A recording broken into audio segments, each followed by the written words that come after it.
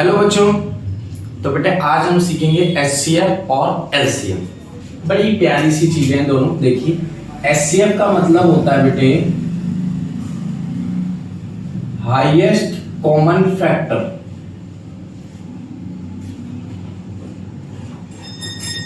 और एलसीएम का मतलब होता है बेटे least common multiple.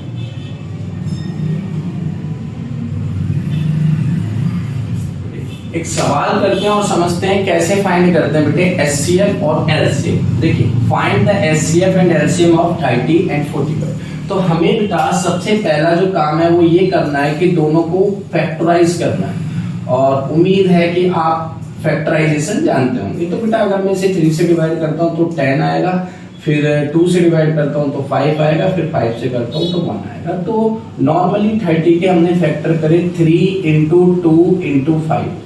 Same situation में यहाँ करेंगे। 3 बन जा 3, 3 5 जा 50, 3 5 जा 50, 5 से कैंसिल आउट 1। तो 45 के फैक्टर हो गए बेटा 3 इंटू 3 इंटू 5। तो देखिए बेटे, सबसे इंपॉर्टेंट चीज, जब हम एचसीएफ निकालेंगे तो हमें क्या करना है, हमें कॉमन देखना है। ऐसे फैक्टर जो कॉमन हो, पेयर बना लो। सिंपल सी बात सर, 3 का पेयर बच गया 3, और 5 का पेयर बन गया 5, और कोई पेयर नहीं बन रहा, तो फाइनल आंसर हमारा 50। ठीक है बेटे, कितना इजी है। एलसीएम में आपको क्या करना है, जो आपने पेयर बनाए हुए हैं उसको 1 टाइम लिखना है बेटे। 3 कंप्लीट हो गया, ऐसी 5 कंप्लीट हो गया, और जो बच जाता है बेटे वो भी आपको लिखना है 3 इंटू 2 इंटू 3। तो ये फाइनली आपका एलसीएम हो गया। 3 5 जा 15, और 3 2 जा 6, 5 6 जा 90। ये है आपका फाइनल आंसर। ठीक है बेटे, तो इस बार हम क्या करेंगे, 12 को फैक्टराइज करेंगे। 2 से करा बेटे 6 आया, 2 से करा 3 आया, 3 से करा 1। तो 12 के क्या फैक्टर हो गए, 2 इंटू 2 इंटू 3।